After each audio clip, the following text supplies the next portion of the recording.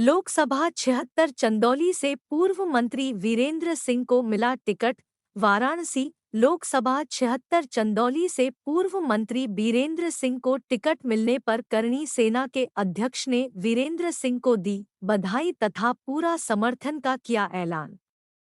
में जो सांसद जी हैं देश के भारी उद्योग मंत्री रहे और दुर्भाग्य ये है कि एक छोटा सा उद्योग भी चंदौली जनपद में नहीं लगा जिससे चंदौली के नौजवानों को रोजगार मिल सके। किसानों के लिए उन्होंने कुछ नहीं काम किया, केवल लुभावने नारे दे करके लोगों के वोट लूटने का काम किया। तो इसलिए अब जनता सब समझ गई है और इस बार उनको मुंह तोड़ जवाब को चंदौली से सीट टिकट मिला, इसके लिए बहुत बधाई हो।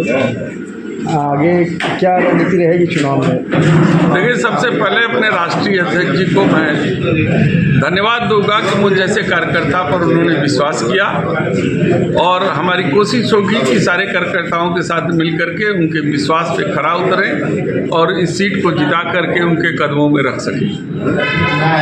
और अभी 2-3 दिन पहले जो राहुल गांधी की यात्रा निकली थी उसमें भाजपा से धोने काम किया गया था, जमीन धोने काम किया गया था, जय श्री राम का नारा लगाए थे।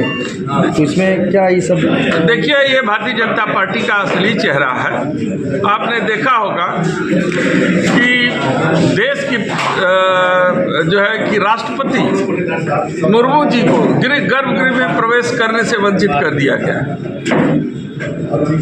जब श्री अखिलेश जी मुख्यमंत्री की आवास खाली किए तो उस आवास को भी गंगा जल से धोने का काम किया। तो ये सारी चीजें इनकी घोर मानसिकता का जो तक है, वो जो पिछड़े और कमजोर वर्गों के कितने विरोधी हैं ये दर्शाता है। तो ये इनकी मानसिकता ही इनके लिए जो है चुनौती होगी। आप इस बार सांसद बन के आते हैं तो चंदौली जनता के लिए क्या क्या करेंगे? देखिए, मैं किसान पृष्ठभूमि से हूँ, गरीब परिवार से आया हूँ, मुझे मालूम है किसानों की क्या कठिनाई है। मैं चूँकि संगठन की पृष्ठभूमि था, जिस समय मैं जिलाध्यक्ष था उस समय चंदौली और वाराणसी भदोही सब एक साथ था।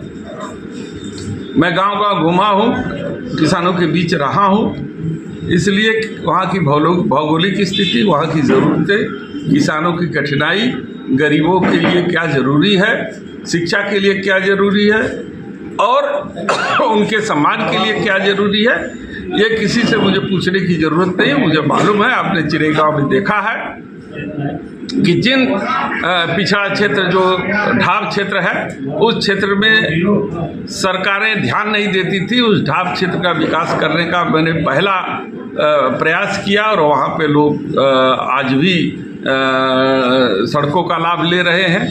और इसी तरीके से जो सुदूर गांव में गरीब और किसान रहते हैं, हम उनकी कठिनाइयों को दूर करने का प्रयास करेंगे।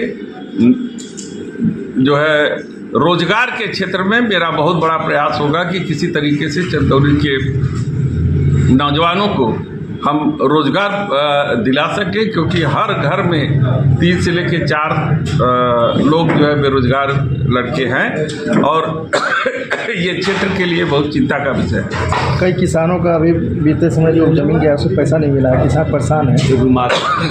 तो देखिए, हम लोगों को बड़ी आशाएं थी